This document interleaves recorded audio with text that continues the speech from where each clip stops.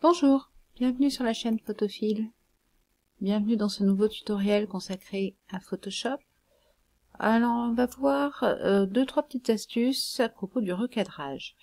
L'outil de recadrage, je pense que tout le monde connaît, ça vous permet de recadrer une photo. Je fais un clic sur l'outil ici. Voilà, si je veux recadrer de manière homothétique, c'est-à-dire en conservant le même rapport largeur-hauteur, je maintiens majuscule et je fais un clic et glisser dans l'angle. Je peux positionner mon recadrage, ma photo, voilà, pour la mettre par exemple dans les tiers, si on respecte la règle des tiers en photographie. Et j'obtiens ça en tapant Entrée. Donc jusque là, pas de souci.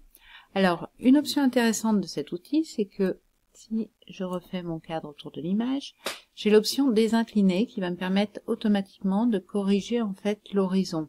Vous voyez que ma photo, j'étais un peu penchée, j'ai pas fait très attention à l'horizon et il est pas bien droit. Donc je vais cliquer sur cet outil désincliner et ça va me donner ce petit curseur, ce petit pointeur qui représente en fait un niveau à bulle. Je fais un clic et glisser le long en fait de la ligne d'horizon. Voilà, et lui a automatiquement en fait redressé l'image, donc fait le recadrage de manière forcément à manger un petit peu, puisqu'il l'a fait tourner, et je valide. Donc en haut, là je suis allée sur la petite coche, j'aurais pu valider aussi en tapant Entrée. Donc ce petit outil, très utile pour corriger en fait un horizon un peu bancal. Un autre outil aussi, on va prendre cette image, cette fois je change ici, au lieu de prendre l'outil recadrage, je vais prendre l'outil correction de perspective par recadrage. Ça me permet en fait de corriger, de faire en une fois le recadrage et la correction de la perspective.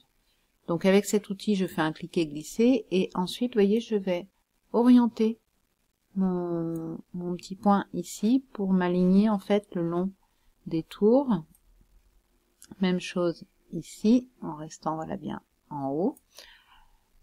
Donc ça va me donner comme ça une grille qui me permet en fait de m'adapter à la perspective de l'image. Même chose, je valide soit ici, soit en tapant Entrée.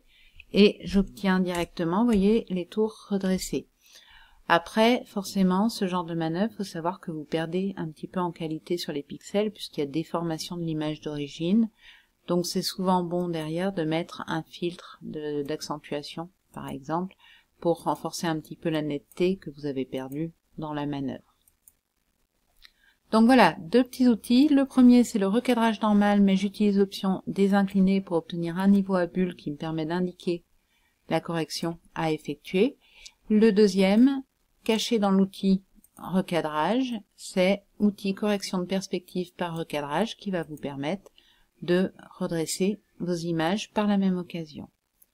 Voilà, j'espère que ce petit tuto très court vous aura plu, qu'il vous servira dans vos prochaines retouches. Et je vous dis à très bientôt sur la chaîne de Photophile.